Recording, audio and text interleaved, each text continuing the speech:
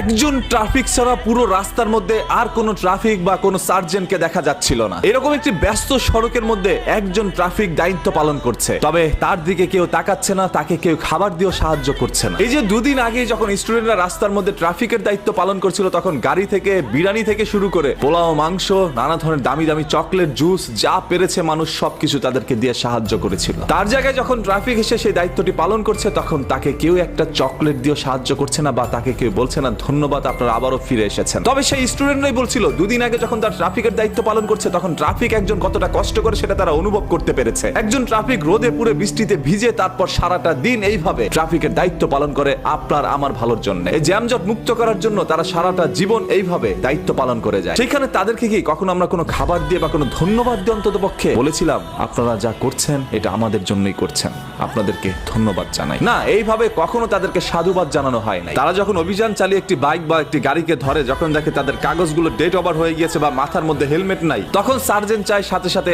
আপনাদেরকে মামলা দিতে। তবে আপনারা কোনো না কোনো ভাবে বাইপাস করে তাদেরকে কিছু টাকা দিয়ে ওইখান থেকে চলে আসেন। আসার পরে আবার বলেন সেই সার্জেন্ট বা পুলিশ ঘুষ খাচ্ছে। আজকে বাংলাদেশের কিছু সংখ্যক পুলিশের কারণে সকল পুলিশের উপরে মানুষ ক্ষোভ প্রকাশ জানাচ্ছে। হ্যাঁ, পুলিশরাও কম করেনি, সেটা আমরা কেউ ভুলি নাই। তবে আজকে যে সকল ট্রাফিকরা আবারও চলে আসছে তার দায়িত্ব পালন করার জন্য, তাদেরকে সবাই সাহায্য করুন, পারলে তাদেরকেও কিছু খাবার দিয়ে একটু ধন্যবাদ জানান। দেখবেন এরা মন থেকে আপনাদের জন্য দায়িত্ব পালন করবে, কখনো আপনাদের কাছে ঘুষ চাইবে না। মানুষ বা জনগণ যখন তাদেরকে সাধুবাদ জানাবে, তাদের সাথে ভালো আচরণ করবে, তখন তারাও আপনাদের সাথে ভালো আচরণ করবে। একজন মানুষ যেখানে পুরো রাস্তা কন্ট্রোল করতে পারে, সেখানে 50 জন মানুষ ওই রাস্তাটি কন্ট্রোল করতে হিমশিম খেয়েছিল। তাহলে বুঝে নেন একজন ট্রাফিক কতটা দক্ষতার সাথে দায়িত্ব পালন করে। আজকে বাংলাদেশে যখন কোনো পুলিশ সদস্য কাজ করছিল না, তখন জায়গায় জায়গায় ডাকাতের দলগুলো এসে মানুষের বাড়িতে গিয়ে আক্রমণ চালিয়ে ডাকাতি করছিল। এরপর মানুষ বুঝতে পেরেছে না, আইন শৃঙ্খলা বাহিনী ছাড়া কখনোই দেশ চলবে না। আবারও জানানো হলো পুলিশকে তার দায়িত্ব পালন করার জন্য। আমরা চাই যেন বাংলাদেশের পুলিশ জনগণের জন্য হয়, বাংলাদেশের পুলিশ যেন কোনো সরকারের জন্য না হয়। নতুন করে দেশটাকে সাজাতে চাই, নতুন করে দেশটাকে এগিয়ে নিতে চাই। এই জন্য পুলিশের পাশে আমরা, আমাদের পাশে পুলিশের দাঁড়াতে হবে।